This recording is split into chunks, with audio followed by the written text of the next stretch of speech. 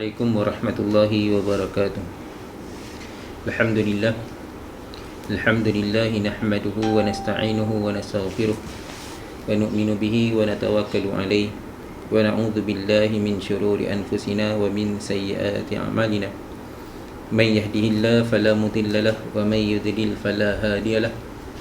Asyhadu an la ilaha illallah wahdahu la syarika lahu wa asyhadu anna Muhammadan 'abduhu wa rasuluh.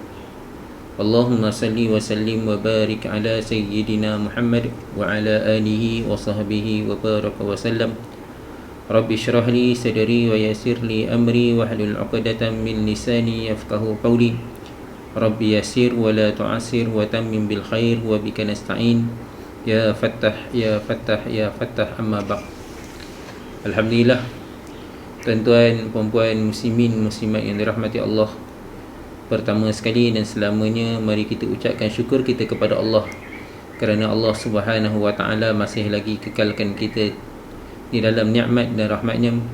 Allah Subhanahu wa taala masih lagi berikan kita kekuatan, berikan kita taufik, hidayat untuk terus lagi menunaikan perintah-perintahnya, mengikut sunnah jalan petunjuk yang telah ditunjukkan oleh baginda Nabi sallallahu alaihi wasallam. Allah Ta'ala masih lagi berikan kita kesempatan untuk hidup, bernafas. Allah Ta'ala masih lagi berikan kita banyak peluang-peluang lagi. Moga-moga dengan itu kita tunaikan lagi perintah Allah Subhanahu wa taala. Kita ambil dengan menggunakan nikmat-nikmat yang Allah Ta'ala berikan itu untuk kita terus-menerus menjalankan perintah-perintah Allah Subhanahu wa taala. Moga-moga dengan kita terus-menerus menjaga perintah-perintah Allah Subhanahu wa taala, ikut sunnah baginda Nabi sallallahu alaihi wasallam, Allah Subhanahu wa taala tambahkan lagi nikmat-nikmatnya kepada kita. Allah Taala permudahkan urusan-urusan kita. Allah Taala angkat kesusahan-kesusahan kita. Tuan-tuan, puan-puan, muslimin, muslimat yang dirahmati Allah, insya-Allah saya akan sambungkan bersama dengan tuan-tuan untuk membaca kitab Minhajul Abidin karangan Syekh Al-Imam Al-Ghazali rahmatullah alaih. Masih lagi menceritakan tentang ilmu. Dan sebelum ni kita menceritakan tentang beberapa ilmu yang menjadi kepentingan ataupun menjadi fardu ain kepada kita untuk kita usahakan. Hari ini kita akan sambung lagi kitab pengajian kita. Kata Imam Al-Ghazali rahmatullah alaih. Imam Ghazali rahmatullah alaih dalam kitab ni berpesan, janganlah kita menghina orang yang berbeza mazhab dengan kita sebagaimana keadaan para sahabat dan tabi'in. Dinyatakan madzal sahabatu wat tabi'una yuhti'una wa yakhtalifuna wa la ya'ibu hadha ala hadha. Demikianlah keadaannya para sahabat dan tabi'in, sentiasa memberi fatwa yang berbeza-beza. Namun demikian mereka tidak mencaci antara satu sama lain atau saling menghina, sebaliknya masing-masing memegang hasil ijtihadnya. Sebelum ni tuan-tuan, muslimin, muslimat yang dirahmati Allah, kita menceritakan dalam ilmu ini akan berlakunya ijtihad daripada hadis-hadis Nabi sallallahu alaihi wasallam, daripada firman-firman Allah Subhanahu wa taala. Antara ulama mereka akan berijtihad. Mereka akan mengeluarkan pandangan-pandangan mereka. Lalu pandangan-pandangan mereka, tuan-tuan, akan jadinya ada pandangan yang berlainan. Tak semua pandangannya akan sekata. Bukan semua pandangan ulama ni akan sekata. Macam seperti mana kita lihat imam mazhab, imam 4 mazhab. Yang kita tahu 4 mazhab, tuan-tuan, pada zaman 4 mazhab tu, tuan-tuan, sebenarnya ramai lagi fuqaha-fuqaha yang mana berlainan mazhab pandangan mereka, cumanya tak sampai kepada kita hari ini. Jadi tuan-tuan, muslimin, muslimat yang dirahmati Allah, berbeza pandangan ini adalah perkara biasa, perkara yang lumrah. Daripada bukan hanya berlaku pada zaman imam mazhab sahaja, bahkan daripada zaman baginda Nabi sallallahu alaihi wasallam sendiri pun. Cuma baginda pada zaman ketika mana baginda Nabi sallallahu alaihi wasallam sendiri pun, antara sahabat-sahabat ada juga berbeza pandangan. Cuma Oleh kerana ada baginda Nabi SAW, maka pandangan-pandangan mereka akan diselesaikan oleh baginda Nabi SAW. Sampai zaman sahabat pun ada di antara sahabat-sahabat pun akan berbeza pandangan. Ada sahabat kata begitu, ada kata begini. Ada kata ini boleh, ada kata itu tak boleh. Kan? Ini berbeza pandangan. Perkara itu biasa. Dan Nabi SAW sendiri menyatakan dalam hadis baginda, ikhtilafu ummati rahmatun. Berbezanya pandangan umatku adalah rahmat. Cuma ni tuan-tuan, maksud ikhtilaf menjadi rahmat ini, umat di sini ulama-ulama menafsirkan adalah berbeza pandangan ulama-ulama. Berbeza pandangan ulama-ulama. Saya pernah cerita sebelum ni tuan-tuan, jadi rahmat kan, sebab apa, setiap antara hikmahnya daripada hadis Nabi SAW ni menjadi rahmat. Kerana apa? Kerana setiap tempat berbeza-beza keadaan, situasi. Maka kadang-kadang ikut mazhab ini lebih baik, kadang-kadang ikut mazhab yang itu lebih baik. Ada tempat, ada situasinya. Dia adalah rahmat. Oleh kerana itu tuan-tuan, puan-puan muslimin muslimat yang dirahmati Allah Taala, jangan keranakan berbezanya pandangan maka kita bermudah-mudah, kita beranggapan yang mana kita ni lebih hebat lagi daripada yang lain. Setiap ulama-ulama ni, setiap ulama-ulama fuqaha ini tuan-tuan, mereka berbezanya pandangan pada pandangan mereka, pada diri mereka. Mereka akan beranggapan bahawasanya orang yang mana berlainan pandangan dengan mereka ni ada kemungkinan betul. Kan? Kalau mereka ni berlainan pandangan sekalipun, kan, pandangan saya ni ada mungkin betul, ada mungkin tak betul. Saya rasa apa yang saya rasa ni, saya dah usahakan, saya dah berijtihad, saya dah fikirkan, saya dah tengok, dah kaji, saya rasa ni betul. Tapi mungkin tak betul. Ini pandangan ulama. Dan bila mereka lihat pandangan orang lain tak sama dengan pandangan mereka, maka mereka akan anggap bahawasanya mungkin pandangan itu betul. Begitulah tuan-tuan puan-puan yang dirahmati Allah Subhanahu Wa Taala, muslimin muslimat yang dirahmati Allah. Kan, hari ini macam-macam kita lihat polemik keadaan. Lebih-lebih dengan fitnah yang ada hari ini. Contoh dia macam vaksin. Kan, ada yang kata di antara perubatan-perubatan pun, di antara mereka-mereka yang pakar pun, kan, masih lagi ada lagi pertentangan ulama, pertentangan kajian, bertentangan pandangan-pandangan mereka. Oleh kerana itu tuan-tuan puan-puan yang dirahmati Allah Subhanahu Wa Taala, bab dunia pun ada juga berbezanya pandangan. Dan kita nak lihat rahmat, harmoninya hubungan sesama manusia, maka kita raikan pandangan. Orang nak terima pandangan, dia nak ikut pandangan itu, biarkan dia. Kan, bukan kita sahaja betul, ada kemungkinan kita tak betul. Kalau dia kata dia berlainan dengan pandangan kita, mungkin dia tu ada betul, jangan kita salahkan. Begitulah juga dengan hari ini, kan, nak mohon bantuan, tiba bendera putih. Tiba bendera putih. Bendera putih ni tuan-tuan, bendera baginda Nabi SAW jihad. Kan, Nabi SAW gunakan bendera putih. Ini tuan-tuan puan-puan yang dirahmati Allah Subhanahu Wa Taala, salah satu cara orang nak tunjukkan dia ni dah dah tak mampu sangat, dah tak boleh buat apa dah, kan, tak ada dah sumber dia, maka dikibarkan bendera putih. Itu cara dia. Walau bagaimana pun tuan-tuan muslimin muslimat yang dirahmati Allah, ini jalan yang paling akhir sekali. Itu jalan akhir sekali. Saya suka untuk ingatkan diri saya tuan-tuan, dan diri tuan-tuan puan-puan semua, kan, dalam kita nak memohon bantuan daripada makhluk, kita kena lihat dulu diri kita, muhasabah balik diri kita. Ini benda ni kita kena lihat balik. Kan, hari ini kerana kita terlalu leka, kita terlalu lupa, sehingga kan kita terlupa yang Allah Subhanahu Wa Taala itu sentiasa bersama dengan kita. Tuan-tuan, kalau kita ni dekat dengan Allah Subhanahu Wa Taala, kalau kita dekat dengan Allah Subhanahu Wa Taala tuan-tuan, kita akan nampak bantuan Allah Subhanahu Wa Taala itu akan segera datang bila kita dah tak ada apa-apa. Waktu ni cuma tinggal lagi kita yakin ke tidak, bantuan Allah Subhanahu Wa Taala akan sampai kepada kita. Allah Subhanahu Wa Taala akan bantu kita. Allah Subhanahu Wa Taala akan sempurnakan keperluan kita. Biasanya banyaknya berlaku bila kita dah tak ada apa-apa, dah kering, dah tak ada apa-apa dah, kita mohon pada Allah Subhanahu Wa Taala. Ketika tu Allah Subhanahu Wa Taala akan datangkan bantuannya, nusrah dia. Cuma hari ini oleh kerana kita ni jauh daripada Allah Subhanahu Wa Taala, kita lupa yang Allah Subhanahu Wa Taala ni boleh bantu kita. Kita kurang, kita nak muhasabah diri kita, kita nak perhatikan balik diri kita. Ni muhasabah diri kita, bukan kita nak tengok orang lain, bukan kita nak tengok orang tu sebab dia tak jaga diri dia lah ni. Ni sebab dia tak jaga diri dia tak tengok diri dia. Jangan kita tengok orang lain, kita tengok diri kita. Kan? Kita muhasabah diri kita balik. Tuan-tuan muslimin muslimat yang dirahmati Allah Taala, saya suka sharekan kan ayat bila keadaan kan kita ditimpa musibah ni.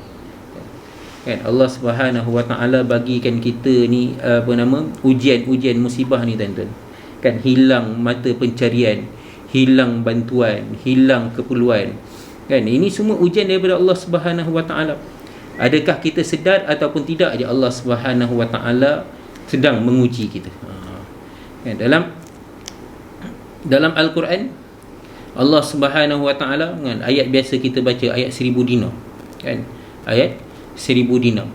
Kan tuan-tuan muslimin muslimat yang dirahmati Allah Subhanahu Wa Taala. Biasa ayat 1000 dinar ni kalau kita lihat ramai kalangan kita ni, orang Melayu kita kan, dia beli frame kan, dia letak kat rumah dia. Kadang-kadang orang ingatkan ayat 1000 dinar simpan macam tu je. Ayat ni sebenarnya ada saranan daripada Allah Subhanahu Wa Taala. Allah Taala kata apa dalam ayat tu?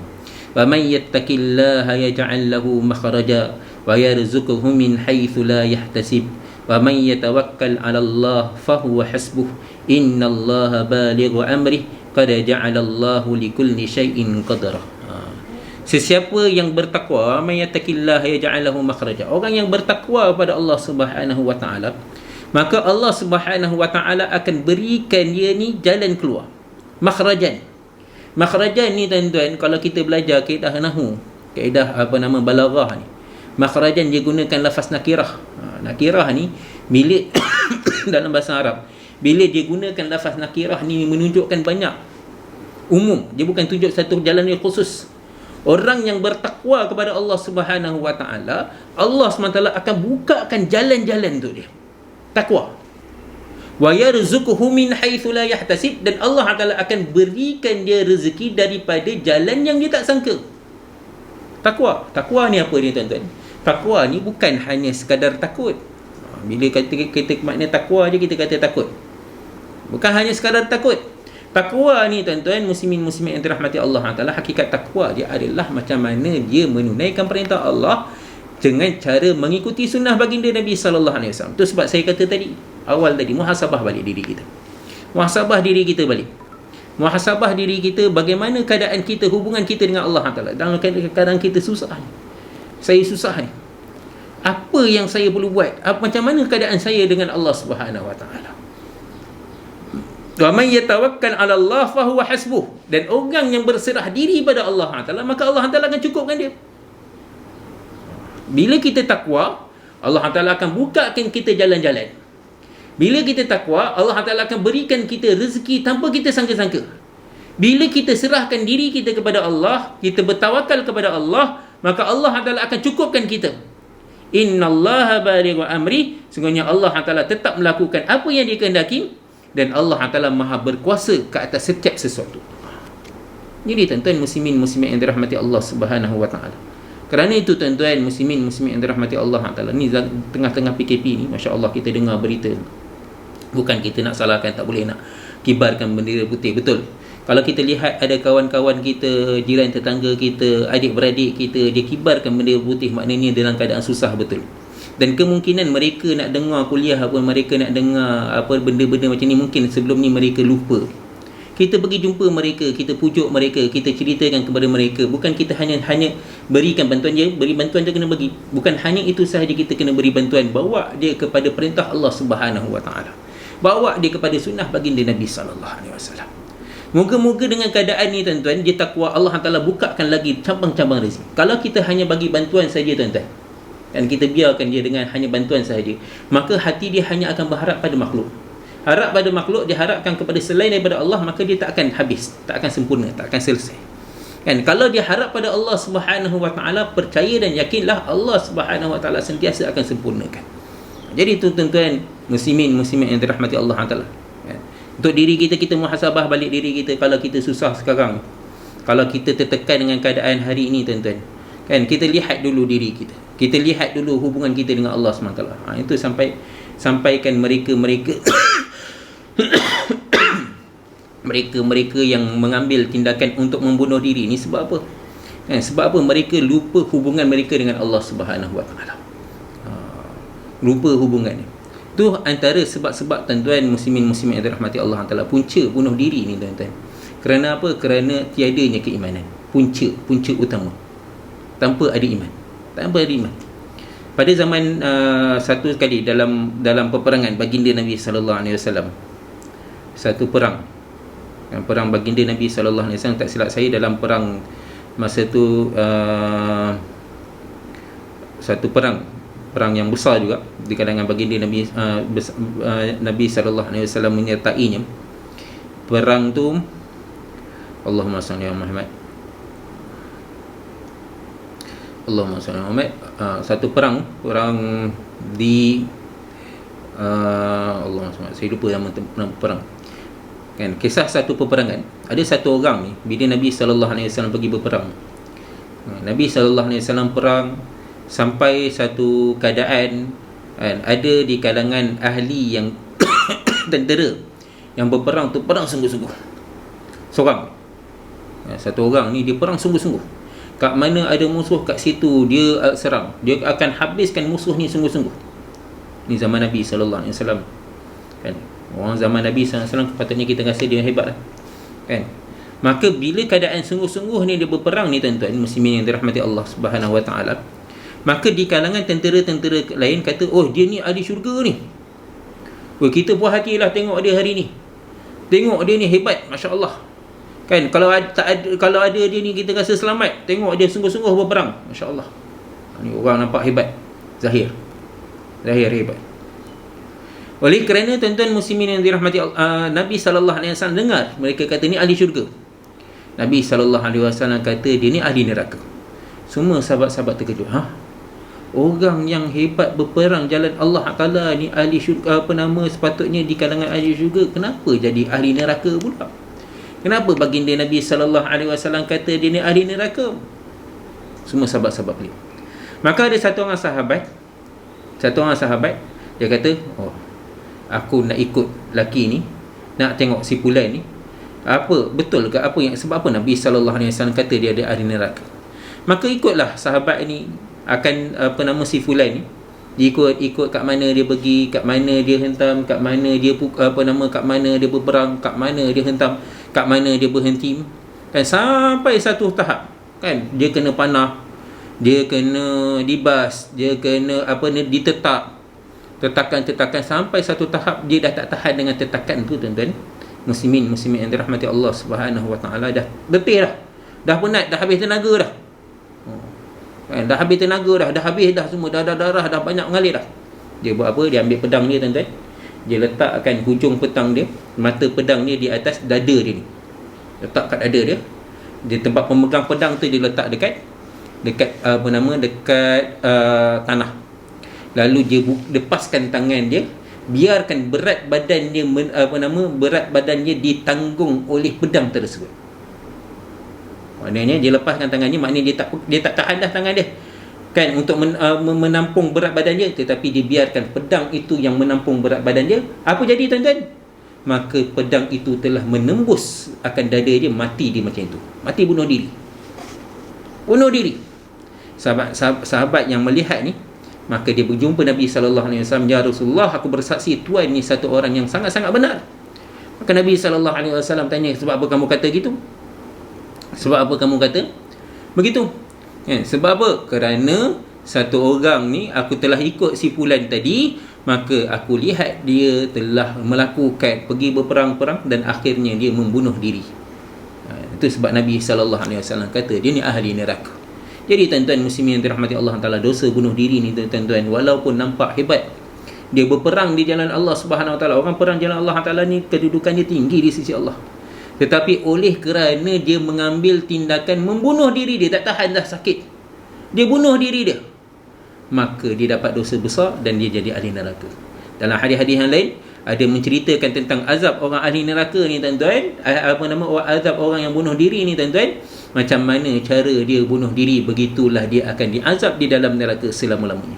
Kalau dia bunuh diri makan racun, maka kat dalam neraka dia akan hari-hari makan racun. Cuma tuan-tuan, kalau dunia ni kan, kalau sesuatu kesakitan kita lalu kat dunia ni, lagi makin sakit makin dah tak rasa kan, makin sakit makin lagi sakit, lagi lama sakit, lagi lama sakit, lagi lama sakit, dia dah tak rasa sangat lah.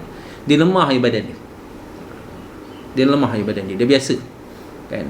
Orang masuk hutan dulu-dulu, alah bisa tegal biasa, kita biasa dengar pepatah ni kan, alah bisa tegal biasa. Dia masuk hutan kaki ayam, lama-lama dia dah tak kisah dah keras dah kaki dia, tak kisah dah jalan tanpa seliput. Ni orang dulu-dulu, alah bisa tegal biasa, dah tak sakit. Tapi dalam neraka ni tuan-tuan, azab dia sentiasa fresh, sentiasa baru. Kalau dia makan racun mati, maka dalam neraka dia akan makan racun, dia akan sakit, dia rasa nak mati, tapi tengok-tengok lepas tu elok balik. Sakit lagi macam nak mati, lepas tu lagi elok. Kan dia sentiasa fresh. Macam mana orang kat dalam syurga dia sentiasa muda, begitu juga kat dalam neraka tuan-tuan, orang yang mana menerima azab dia sentiasa rasa baru. Bila rasa baru, bukan lagi tak sakit, bila rasa baru lagi tambah sakit, sentiasa sakit. Kalau dia bunuh diri, terjun gunung, kalau dulu dalam hadis terjun terjun bukit, terjun gunung, maka dalam neraka pun dia akan diazab dengan dia terjun gunung, dikelarkan urat dia. Begitulah juga dalam neraka, dia akan dihukum kan selama-lamanya. Begitu keadaannya di dalam neraka. Nauzubillah min zalik. Tuan-tuan, puan-puan muslimin muslimat yang dirahmati Allah Taala, ini azab orang bunuh diri. Jangan sampai kita lihat orang kawan-kawan kita, saudara kita keadaan yang sebegini kan. Tuan-tuan muslimin muslimat yang dirahmati Allah Taala, seperti mana saya kata tadi kan, tentang bendera putih. Orang kata nak bendera putih ni nak kibar-kibar lah, tak kisahlah dia nak kibar. Kalau kita nampak tuan-tuan, kita hulurkan bantuan. Jangan kita kata macam-macam, ini nak itulah, kata politik dah itu dan sebagainya. Kita sebagai umat Nabi SAW, kita lihat ada orang yang nak memerlukan bantuan, kita segera berikan bantuan. Di samping itu kita ingat, saling mengingat. Fadzakir fa inna dzikra tanfa'ul mu'minin. Berilah peringatan, kerana dengan memberi peringatan itu akan memberi manfaat kepada orang mukmin. Jangan biarkan kita lihat kawan-kawan kita susah, berilah bantuan. Memang dah tak boleh nak kerja, kita nak suruh dia kerja, tak boleh bekerja. Cuma apa boleh kita nasihatkan dia? Dekatkan diri dengan Allah Subhanahu Wa Taala. Kalau kita nak cerita orang susah tuan-tuan, zaman Nabi dulu sahabat-sahabat lagi susah tuan-tuan. Dalam satu ayat Allah Taala ceritakan, am hasibtum an tadkhulul jannah walamma ya'tikum mathalul ladzina khalau min qablikum massathumul ba'sa wad-dharra wadzulzilu hatta yaqula ar-rasul walladzina amanu ma'ahu mata nasrullah ala inna nasrallahi qarib. Allah Taala kata, am hasibtum, adakah kamu rasa kamu boleh masuk syurga? Ni kita yang senang-senang ni, masya-Allah, yang masya-Allah, yang tak diuji. Kamu rasa kamu boleh masuk syurga? Walamma ya'tikum mathalul ladzina khalu min qablikum, sedangkan belum lagi datang seumpama orang yang sebelum kamu, kesusahan yang tertimpa kepada orang yang sebelum kamu.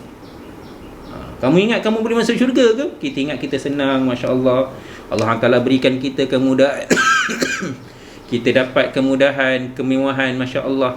Allah Taala mudahkan kita nak solat pun tak ada susah, tak ada sakit kan, apa sahaja senang je, masya-Allah. Kan, senang, apa-apa sahaja semua senang, tak ada apa-apa gangguan, tak ada apa-apa keraguan, tak ada apa-apa kesusahan. Tapi kita tak diuji pun macam umat dahulu.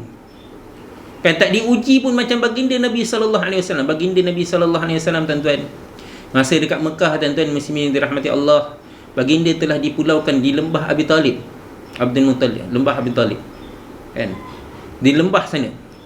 Kan, telah dipulaukan bersama dengan Bani Hashim dan Bani Abdul Muttalib. Bani Hashim dan Bani Abdul Muttalib. Kan, mereka bukan semua Islam pun. Bani Hashim, Bani Abdul Muttalib bukan semua Islam. Tapi oleh kerana mereka nak mempertahankan maruah baginda Nabi sallallahu alaihi wasallam, mereka sanggup bersama-sama dengan baginda Nabi sallallahu alaihi wasallam, orang Islam semua mereka sanggup dipulaukan. Pulau dia tuan-tuan, macam kita ni lah kena PKP. Kita kena PKP ni tuan-tuan, lockdown ni kan, ada lagi sumber-sumber makanan tuan-tuan kan, ada lagi dapat lagi bantuan, kita dapat lagi macam-macam lagi saluran, boleh lagi, ada yang boleh nak kerja, boleh kerja lagi, ada lagi mereka yang cuba nak berniaga, mereka dapat juga usahakan lagi, masya-Allah, boleh lagi kan, ada lagi salurannya. Tapi tuan-tuan, puan-puan muslimin muslimat yang dirahmati Allah Taala, ketika mana baginda Nabi sallallahu alaihi wasallam dipulaukan, lockdown baginda Nabi sallallahu alaihi wasallam bersama orang Islam. Bila? Selama mana? 3 tahun tuan-tuan. 3 tahun. Tak ada sumber makanan. Orang nak hantar makanan tak boleh. Tak boleh keluar nak cari makanan. Orang daripada luar tak boleh masuk dalam. Kan? Makanan tak ada. Kan, tak lagi pula tanah gersang, tanah tandus, kan, tak ada kepanasan semua tuan-tuan muslimin yang dirahmati Allah Taala. Akhirnya tuan-tuan, kan, ada anak-anak yang mati di riba-ribaan. Mereka hanya boleh makan makan pucuk-pucuk kayu yang dah kering. Kan, mereka buat je makanan tapi tak boleh tahan. Berapa lama boleh tahan? Orang yang macam ini telah diuji. Nabi SAW diuji, di ujian macam ini. Baru kata Allah Ta'ala kata boleh menerima untuk masuk syurga. Macam ini baru boleh masuk syurga. Jadi tuan-tuan muslimin yang dirahmati Allah Ta'ala, kita yang tidak diuji sebab begini tuan-tuan, memanglah kita tak mampu nak terima ujian macam ni. Kita tak mampu nak terima ujian macam ni. Kita mungkin tak dapat nak terima tak mampu untuk berdepan dengan ujian macam ni. Sekurang-kurangnya tuan-tuan, bila kita lihat ada saudara kita, jiran tetangga kita, orang yang hampir sahabat handai kita, yang mana berada dalam kesusahan, kita bantu mereka. Kita bantu, kita salurkan bantuan. Moga-moga dengan kita salurkan bantuan ni tuan-tuan, Allah Subhanahu Wa Taala akan letakkan kita ni pada kedudukan yang Allah Taala bagikan, kedudukan bersama dengan anbiya, orang soleh, orang mukmin. Jadi tuan-tuan muslimin yang dirahmati Allah Subhanahu Wa Taala, oleh kerana itu tuan-tuan, hujung pangkalnya kita kena kembali balik pada Allah Taala, takwa. Pentingnya ilmu, pentingnya kita kita berdamping dengan orang-orang soleh, ulama-ulama. Penting kita berdamping dengan ahli-ahli agama, supaya apa? Sentiasa kita beringat. Ahli agama pun perlu sentiasa mengingati. Orang yang mana yang bukan ahli ni pun kena terus berdamping dengan ulama-ulama.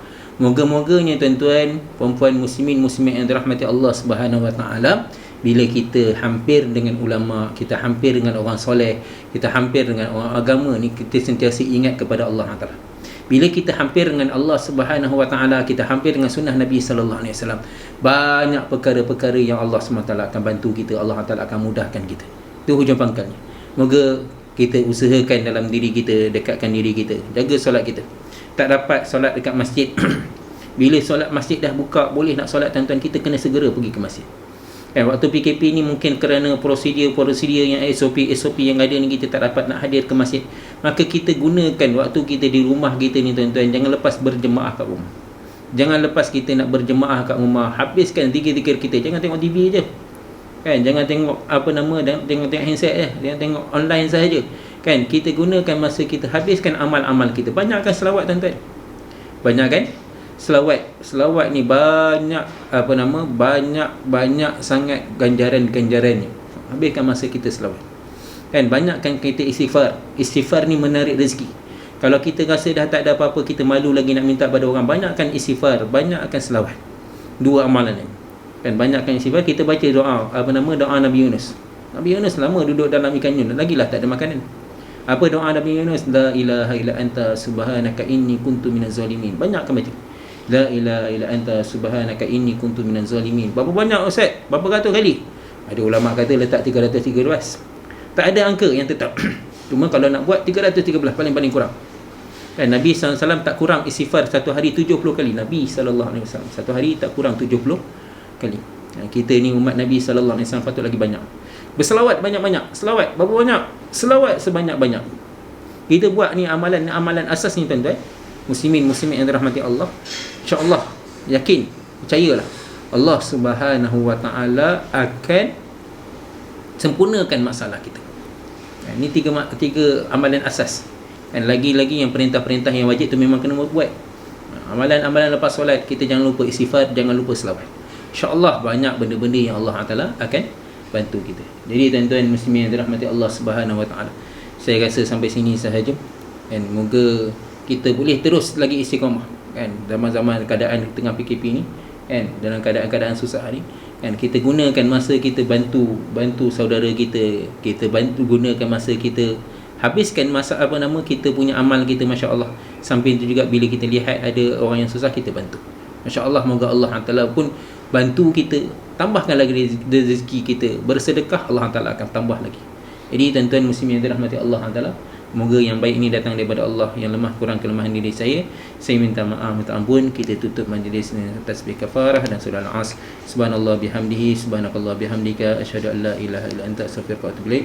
Bismillahirrahmanirrahim. Al-Asr, innal insana lafi khusr illa alladhina amanu wa amilus salihat wa tawassaw bil haqq wa tawassaw bis sabr. Assalamualaikum warahmatullahi wabarakatuh.